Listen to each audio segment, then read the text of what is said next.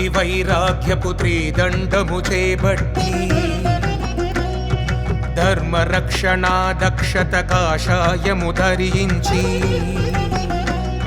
జ్ఞాన భక్తి వైరాగ్యపు త్రిదండము చేబట్టి ధర్మ రక్షణ దక్షత కాషాయము ధరించి వేదసారమైన బ్రహ్మసూత్ర భాష్యమందించి పరపీడను బాపువాడే వైష్ణవుడని ఘోషించి వస్తున్నాడల్లడుగో వైకుంఠము వీడి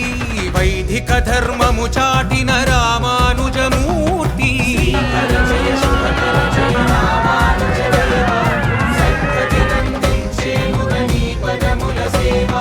శ్రీపతి పంప